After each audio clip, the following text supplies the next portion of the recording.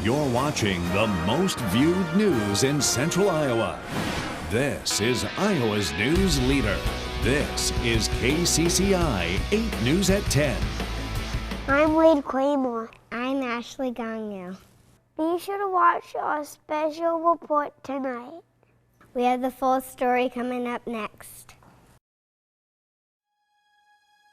For the Gagnos of West Des Moines, faith and family come first, both of which were tested in January of 2013 when Ashley, their youngest, began to complain of an unexplained pain.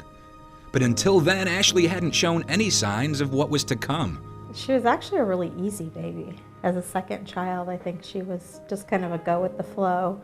I used to say often that she was my easy baby, and I remember my dad saying, I don't know about that. You might want to keep an eye on her. I think she might give you a little run for your money. So.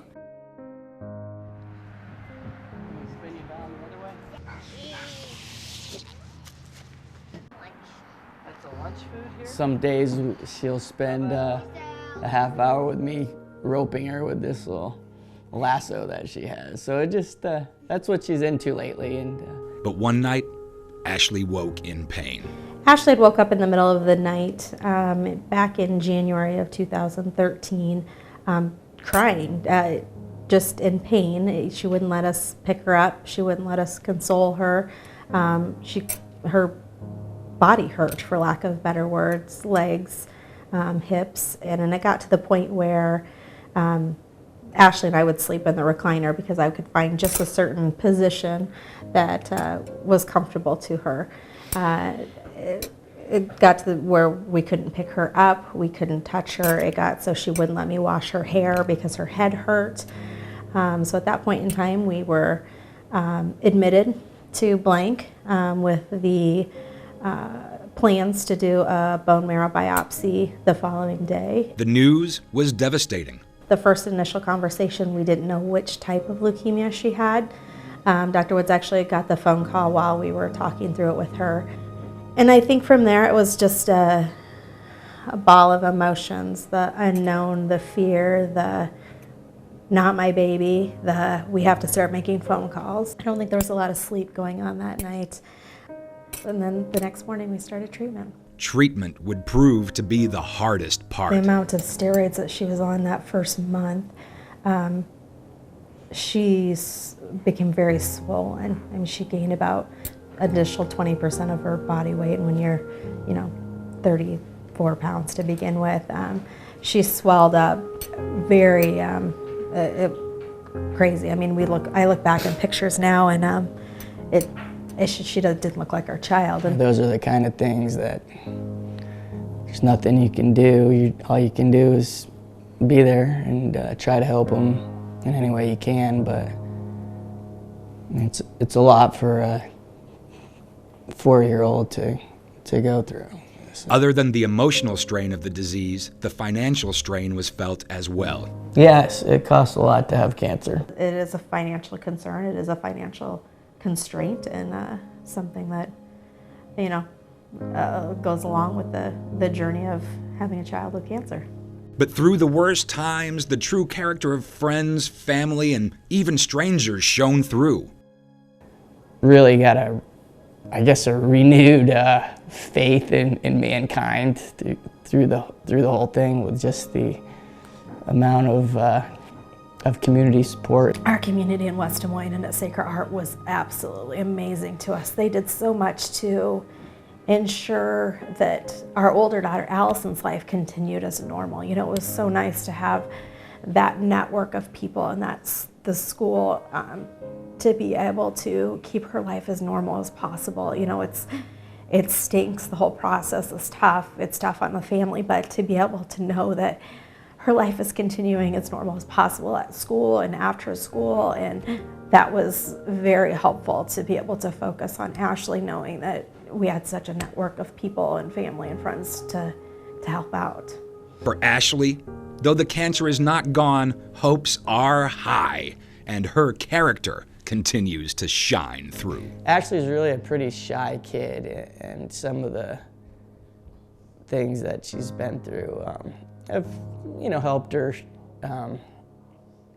helped her become more outgoing, I guess. And she's tough as nails. She's determined, she's stubborn, but she's also an active participant with her treatment.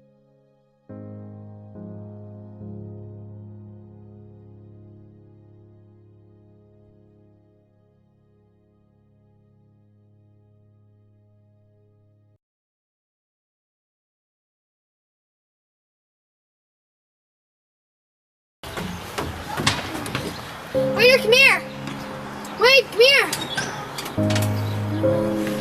Yeah? Come on! He's always been a very energetic kid. For the Very most part. rambunctious. Yeah, you know, he was our first boy. Obviously, we had 3 older girls. And we had 4 kids in 4 years and 20 days.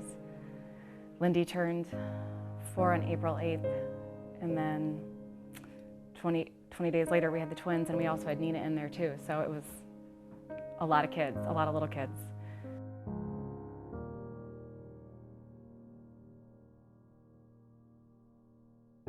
He spent 13 or 14 days in the NICU. So he kind of started out scaring us to death, and that's continued. He woke up and said his butt hurt, and I'm like, your butt? And he was limping, and he was kind of holding his hip, and I think he meant his hip bone, but he couldn't articulate that. He was 3. And that made kind of my blood run cold, because it's never good if a kid has a limp, if there's not a known injury. And that was sort of when I realized that I was scared enough that I needed to get him into the pediatrician. My best friend had stage 4 breast cancer, and she had been diagnosed initially at age 31. And we thought that she was fine for 5 years. Again, hindsight, she wasn't. I was one of her matrons of honor, and she was my maid of honor, and Kids, godparent. all 4 of the kids' godmother, and my best friend since I was 18, and one of JP's best friends. Anyway, so that week she had been doing very, very poorly, and when I was on my way to pick up the kids from school, and I was worrying very much about Wade's hip and all these symptoms and these things that had been going on, her husband called me and said, I have bad news for you. And so he asked me to call the priest to get last rites. So I'm sitting in my car in the parking lot of their school, worrying about Wade and Shay dying, and thinking this is going to be the hardest phone call and moment of my life, is to call and get my best friend a priest as quick as possible. The phone rang and he was in the car, and he's like, "Kara, it's the doctor." So I went sprinting to grab my phone. I mean, they're getting ready back out of the driveway, and she said, "Where are you?" I said, "Well, we're in the driveway. We're going to leave in the next minute." She's like, "You cannot leave. This is your priority now." I get him in the car, I buckle him in, I sit down, I turn on the ignition, my phone rings, and it's one of my closest friends, and she's crying, and I knew, and she said, "Where are you?" And I said, "Oh, she died, didn't she?" And she said, "Yes." What are the odds? It can't be. There's no way. And I'm trying to wrap my mind around the fact that my best friend of 21 years has died, and that my son may have leukemia. He was diagnosed April 12th.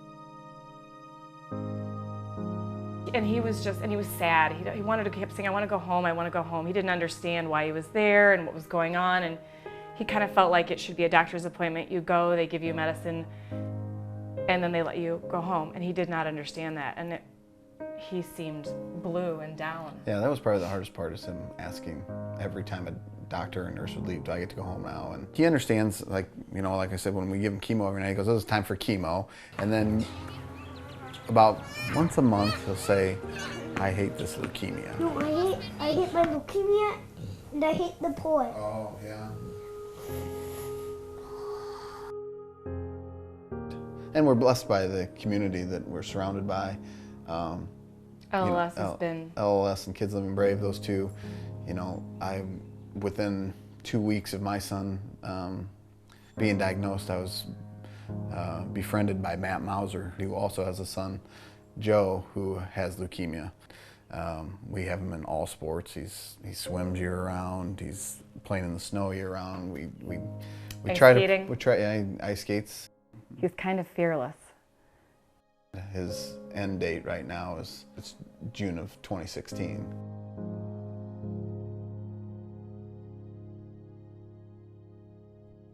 Thank you for tuning in. Thanks for coming tonight. Stay tuned for the live auction coming up next.